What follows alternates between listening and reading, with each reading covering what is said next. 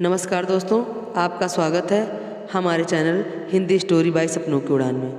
दोस्तों, हम एक नई स्टोरी के साथ आपके सामने प्रस्तुत हैं और पूरी कहानी को देखेंगे तभी समझ में आएगा कि हम क्या कहना चाहते हैं आपसे। तो बने रहिए हमारी स्टोरी में। एक छोटा सा लड़का था जिसकी उम्र 6 से 7 साल थी। एक खिलौने की दुकान पर खड़ा था। दुकानदार के डांटने पर वह लड़का दुकान से थोड़ी दूर हट गया और वहाँ थोड़ी दूर से खड़े खड़े दुकान पर रखी सुंदर सी गुड़िया को देखता और कभी अपनी जेब में हाथ डालता, फिर आंख बंद करके कुछ सोचता और फिर दोबारा गुड़िया को देखता। यही क्रम वह बार बार दोहराता रहा। वहीं कुछ दूर पर खड़े एक आदमी ने यह सब देखा और बोला। जैसे ही वह आगे बढ़ा, बच्चा दुकानदार के पास गया और दुकानदार ने फिर उसे डांट दिया और कहा, जितने पैसे तुम्हारे पास हैं उसमें यह गुड़िया नहीं मिल सकती। वो बच्चा उस आदमी की तरफ मुँह करके बोला, अंकल, क्या सच में इतने पैसे कम होते हैं? उस आदमी ने कहा, हाँ बेटा, तुम इतने पैसे में गुड़िया नहीं खरीद सकते। लड़का मायूस हो गया और उदास मन से उस गुड़िया की तरफ फिर से घूरने लगा। उस आदमी ने पूछा, तुम गुड़िया क्यों लेना चाहते हो? लड़के ने उत्तर दिया, यह गुड़िया मेरी बहन को बहुत पसंद है और मैं ये गुड़िया अपनी माँ को देना चाहता हूँ ताकि वो गुड़िया मेरी बहन को दे दे जब वो उसके पास जाए। उस आदमी ने पूछा, तुम्हारी बहन कहाँ है? लड़के ने कहा, भगवान जी के पास चली गई है। मेरे पापा कहते हैं कि जल्दी ही मेरी माँ भी उनसे मिलने जाने वाली है। लड़का बोला, मैं पापा से कहूँगा कि वो माँ को कहें कि वो कुछ दिन तक भगवान जी से मिलने ना जाएं, ताकि मैं कुछ और पैसे जोड़ लूँ जिससे मैं इस गुड़िया को खरीद कर अपनी बहन के पास भिजवाऊँ। उस बच्चे की बात सुनकर उस आदमी की आंखों में आंसू आ गए। उस बच्चे ने अपनी जेब में एक फ़ोटो निकाली। इस फ़ोटो में वो हंसता हुआ बहुत अच्छा लग रहा था।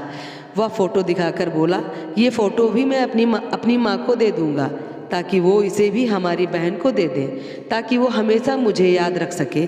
मेरे पापा कहते हैं मेरी मम्मी 1-2 दिन में ही जाने वाली हैं। यही मैं सोच रहा हूँ खड़े खड़े कि मैं पैसे कहाँ से लाऊं। उस आदमी ने झट से अपनी पर्स से 100 का नोट निकाला और उस बच्चे से कहा, लाओ, मुझे अपने सारे पैसे दे दो, मैं दुकानदार से बात करता हूँ, शायद वो इतने ही पैसों में ये गुड़िया तुम्हें दे दे।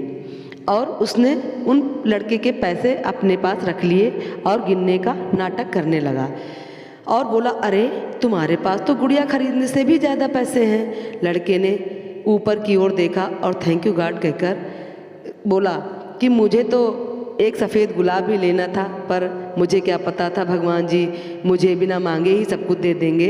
मैं मांगना चाहता था भगवान जी से थोड़े से और पैसे, पर भगवान जी से ज़्यादा मांगना अच्छी बात नहीं होती है। पर मुझे क्या पता था भगवान जी मुझे इतने पैसे दे देंगे कि जिससे मैं गुड़िया और गुलाब दोनों ले सकता हूँ। मेरी माँ को सफ़ेद गुलाब बहुत पसंद है। उस आदमी ने अपने आंसुओं को संभालते हुए कहा, ठीक है बच्चे, अपना ख्याल रखना। वो वहाँ से चला गया। उस आदमी के दिमाग में वो लड़का छाया रहा। फिर अचानक उसके सामने 2 दिन पुराना अखबार में एक हादसा छपा था कि एक युवक ने नशे में धुत दूसरी गाड़ी को टक्कर मार दी। गाड़ी में सवार लड़की की मौके पर मृत्यु हो गई और महिला गंभीर रूप से घायल थी। अब उस व्यक्ति के मन में विचार आया कि कहीं ये हादसा उस बच्चे के परिवार का नहीं है। अगले दिन अखबार में खबर छपी थी कि महिला की भी मौत हो गई। उस व्यक्ति ने उस घर का पता लिया और वहाँ पहुँच गया। उस महिला की लाश आंगन में पड़ी थी। उसकी छाती पर वो सुंदर गुड़िया और एक हाथ में सफ़ेद गुलाब और दूसरे हाथ में उस बच्चे की फ़ोटो थी। उस व्यक्ति ने जब यह दृश्य देखा तो फूट फूट कर रोने लगा और बाहर निकल आया। वो मासूम वहीं बैठा था और अपनी माँ को निहार रहा था। दोस्तों, अगर यह कहानी सुनकर आपकी आंखों में भी पानी आ गया है तो आज अभी प्रण करें कि आज के बाद तेज़ गति से और शराब पीकर कानों में ईयरफोन लगाकर गाने सुनते हुए कभी गाड़ी नहीं चलाएंगे। कहानी दिल को छू गई हो तो हमारे चैनल को सब्सक्राइब ज़रूर करें और हमारी कहानी को सुनने के लिए दिल से धन्यवाद आपका।